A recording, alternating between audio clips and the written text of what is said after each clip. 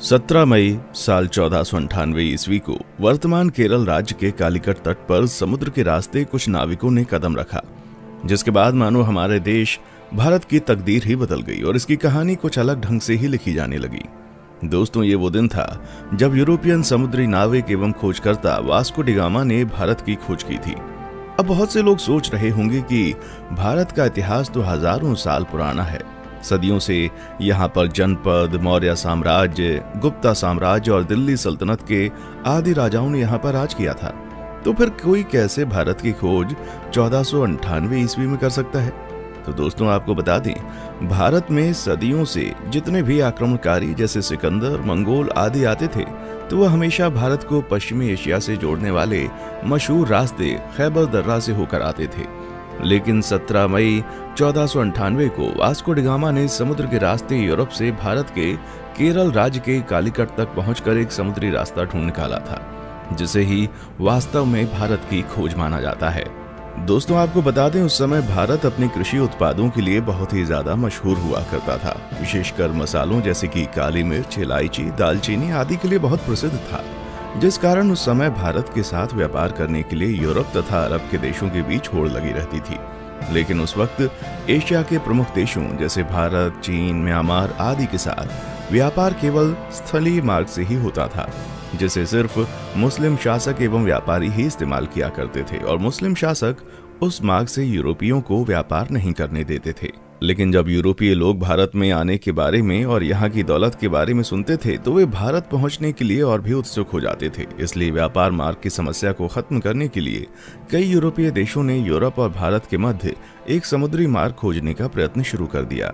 मगर कई सालों के प्रयासों के बाद भी कोई सफल नहीं हो सका, क्योंकि उस समय यूरोप में समुद्र को लेकर तरह तरह की अफवाहें उड़ती रहती थी। जैसे कि कई लोगों का मानना था, अगर समुद्र में नाव को बहुत दूर तक ले गए तो नाव समुद्र के अंतिम छोर पर जाकर गिर जाएगी। इसलिए कुछ नाविक समुद्र में बहुत लंबा सफर नहीं करते थे। लेकिन फिर 1960 के दशक में पुर्तगाल के शहर सीन्स में जन्मे वास्को डी गामा ने भारत का समुद्री मार्ग ढूंढकर यूरोप के सामने व्यापार का एक नया दौर शुरू कर दिया और हमेशा के लिए इतिहास के पन्नों में अपना नाम दर्ज करा लिया। कैसे शुरू हुआ था भारत को खोजने का सफर? दोस्तों, वास्को डी गामा का जन्म 1960 के दशक के आसपास ही पुर्तगाल के सिंस में हुआ था। उनके पिता एस्टेवा भी एक अच्छे नाविक एवं समुद्री खोजकर्ता थे। वास्को डी गामा का सारा बचपन अपने पिता के साथ एक नाविक और यात्रा के माहौल में बीता था। फिर सन 1480 में वास्को डी गामा ने अपने पिता का अनुसरण करते हुए पुर्तगाली नौसेना में वो शामिल हुए। यहीं पर उन्होंने नौचालन का एक एडवांस तरीका और लंबी समुद्री यात्रा करना सीखा। फिर उस समय पुर्तगाल के राजा हेनरी, जिन्हें हेनरी द नेविगेटर के नाम से भी जाना जाता था, उन्होंने उत्तर और पश्चिम अफ्रीका में कई सफल समुद्री यात्राओं तथा खोजों को आर्थिक सहायता एवं संरक्षण प्रदान किया था, जिस वजह से बहुत से नाविक नए नए द्वीपों को ढूंढने की कोशिश किया करते थे। इसी के चलते 1487 में पुर्तगाल के ही एक प्रसिद्ध खोजकर्ता बार्टोलुम डायस ने अफ्रीका के दक्षिणी सिरे तक यात्रा करके ये पता लगा लिया था कि हिंद महासागर और अटलांटिक महासागर एक दूसरे से जुड़े हुए हैं। जिसके बाद डी गामा, जो समुद्री यात्राओं एवं खोजबीन में गहरी दिलचस्पी रखता था, वो जानता था कि यदि हिंद और अटलांटिक महासागर अफ्रीकी भूमि के अंत में जुड़ते हैं तो वो अफ्रीका से दूर दक्षिणी कोने पर मौजूद केप ऑफ गुड होप के माध्यम से भारत तक पहुंचने का मार्ग खोज सकता है। जिसके बाद 8 जुलाई 1497 को वास्को डी गामा ने 4 जहाजों और 170 आदमियों के दल के साथ पुर्तगाल के लिस्बन शहर से अपनी यात्रा शुरू की। वो खुद 200 टन वजनी सेंट गैब्रियल नामक जहाज में सवार हुआ और अपने छोटे भाई पाउलो को सेंट राफेल नामक जहाज का नेतृत्व सौंप दिया। फिर कुछ दिनों के बाद उनका जहाजी बेड़ा इस समय के मोरक्को देश के निकट स्थित कैनरी द्वीप से गुजरते हुए केप वर्दे द्वीप समूह पहुंचा और वहीं 3 अगस्त तक रुका रहा। आपको बता दें, वे लोग जहाज पर अपने साथ पत्थरों के स्तंभ लेकर आया करते थे, जिसे वे लोग अपने मार्ग को चिन्हित करने के लिए विभिन्न महत्वपूर्ण पड़ावों पर स्थापित कर दिया करते थे, जिससे कि उन्हें वापसी का रास्ता मालूम हो सके। वास्को डी गामा ने गिनी की खाड़ी की तेज समुद्री धाराओं से बचने के लिए अटलांटिक महासागर में एक लंबा चक्का लगाया और फिर केप ऑफ गुड होप के दौरे के लिए पूर्व की ओर एक मोड़ ले लिया। ये भारत की खोज में उनकी पहली प्रमुख सफलता थी। फिर 7 नवंबर को उनका बेड़ा आज के दक्षिण अफ्रीका में स्थित सेंट हेलेना बे में पहुंचा। उस समय सेंट हेलेना बे का मौसम बहुत खराब था। वहां बहुत तेज हवा और समुद्री लहरें चल रही थीं, जिस वजह से वास्को डी गामा का दल अगले 22 नवंबर तक आगे नहीं बढ़ सकता था। लेकिन फिर भी कुछ दिनों बाद मौसम अच्छा होने पर उन्होंने यात्रा करना शुरू कर दिया और वे केप ऑफ गुड होप पहुंच गए, जहां पहुंचकर उन्होंने इस जगह का अच्छे से दौरा किया। दोस्तों, आपको बता दें, जब Vasco da Gama Cape of Good Hope नामक स्थान पर पहुंचे तो तभी उन्होंने महसूस किया कि उसका भारत तक मार्ग खोजने का सपना हकीकत में तब्दील हो सकता है। और फिर मार्ग को चिन्हित करने के लिए पहले की भांति वहां एक पत्थर का स्तंभ स्थापित किया और फिर आगे की यात्रा की तैयारी करने लगे। केप ऑफ गुड होप के आगे की यात्रा उन्होंने 8 दिसंबर को शुरू की थी और क्रिसमस आने तक वे दक्षिण अफ्रीका के नटाल तट पर पहुंच गए। अलग अलग नदियों को भीतर और बाहर से पार करते हुए डी गामा का बेड़ा धीरे धीरे मोजाम्बिक की ओर पहुंचना शुरू हुआ। इस बीच वे लगभग 1 महीने तक कहीं पर रुके और जहाजों की मरम्मती का काम किया।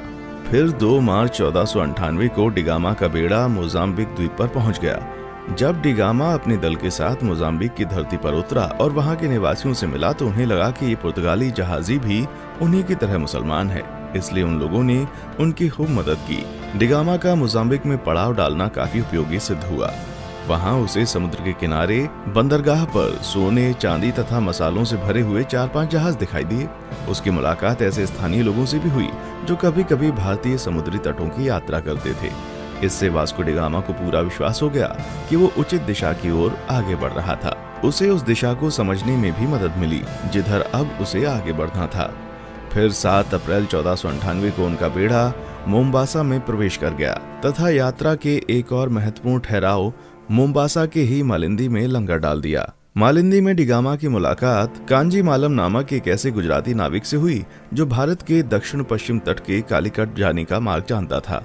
उस गुजराती नाविक के महत्व को देखते हुए डी गामा ने उसे भी मार्गदर्शक के रूप में अपने बेड़े में ले लिया और फिर अगले 20 दिन तक लगातार हिंद महासागर में चलने के बाद डी गामा को धीरे धीरे भारत के घाट और पहाड़ दिखने लगे। फिर 17 मई 1498 को वो भारत के दक्षिण पश्चिम में स्थित कालीकट के बंदरगाह पर जा पहुंचा। कालीकट में स्थानीय राजनयिकों द्वारा वास्को डी गामा का काफी अच्छी तरह से स्वागत किया गया। वो यहाँ लगभग अगले 3 महीने तक रहा और भारत के बारे में बहुत सारी महत्वपूर्ण जानकारियां इकट्ठा करता रहा।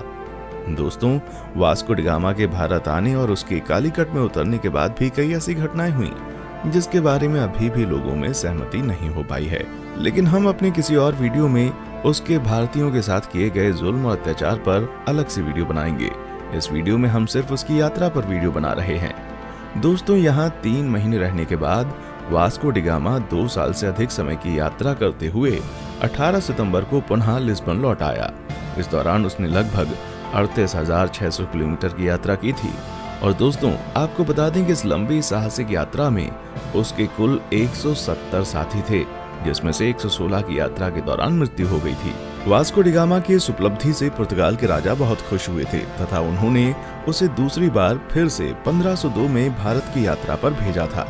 इतिहासकारों का मानना है जब डी गामा विभिन्न प्रकार के भारतीय मसालों और रेशम के साथ अपने देश पुर्तगाल लौटा तो उसने केवल मसाला बेचकर ही यात्रा पर खर्च किए गए पैसों से 4 गुना ज्यादा पैसे कमा लिए थे। दोस्तों, फिर 1524 में वास्को डी गामा की मृत्यु कालीकट में ही तब हो गई जब वो अपनी तीसरी यात्रा पर भारत आया हुआ था और कई इतिहासकारों के मुताबिक उसकी मृत्यु का कारण मलेरिया था।